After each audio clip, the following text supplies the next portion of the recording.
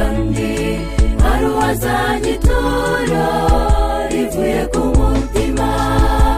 Amaturo dutura mugenzi siyo kamara, sinayo kandi Uwiteka Imana yacu ikeneye. Ahubwo umutima ushenjaguritse ucisha bugufi, uwo nguwo niwo ukwiriye imbere y'Imana. Amaturo dutura mugenzi siyo kamara, sinayo kandi Uwiteka Imana yacu ikeneye.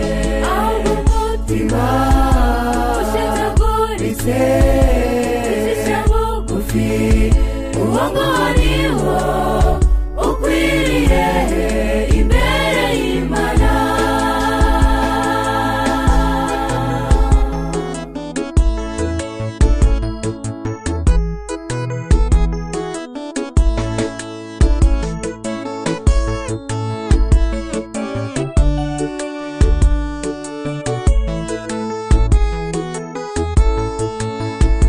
Biragoranye cyane kwibaza uburyo umuntu w'umukene asabwa ituro kandi n'umukire nawe bikaba uko.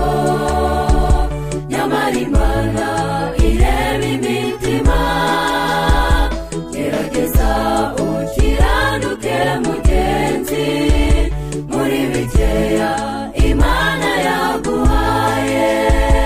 Amaturo dutura mugenzi siyo kamara, sinayo kandi Uwiteka Imana yacu ikeneye.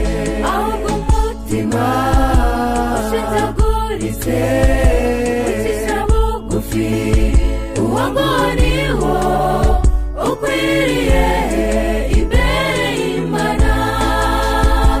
Amaturo dutura mugenzi siyo kamara, sinayo kandi Uwiteka Imana yacu ikeneye. Ahubwo umutima ushenjaguritse ucisha bugufi, uwo nguwo niwo ukwiriye imbere y'Imana.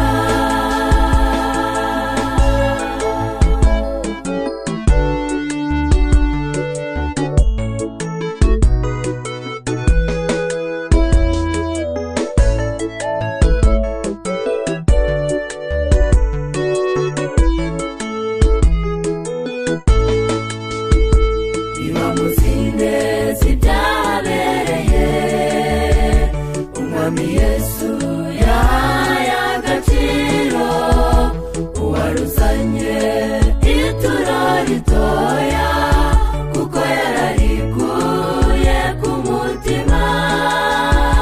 Nyamara yagaye cyane abazanye kwikanyiza imitima yacu, niryo turo rikwiriye. Amaturo dutura mugenzi siyo kamara, sinayo kandi Uwiteka Imana yacu ikeneye. Ahubwo umutima ushenjaguritse ucisha bugufi, uwo nguwo niwo ukwiriye imbere y'Imana. Amaturo dutura mugenzi siyo kamara, sinayo kandi Uwiteka Imana yacu ikeneye. Ahubwo umutima ushenjaguritse ucisha bugufi, uwo nguwo niwo ukwiriye imbere y'Imana. Amaturo dutura mugenzi siyo kamara, sinayo kandi Uwiteka Imana yacu ikeneye. Ahubwo umutima ushenjaguritse ucisha bugufi, uwo nguwo niwo ukwiriye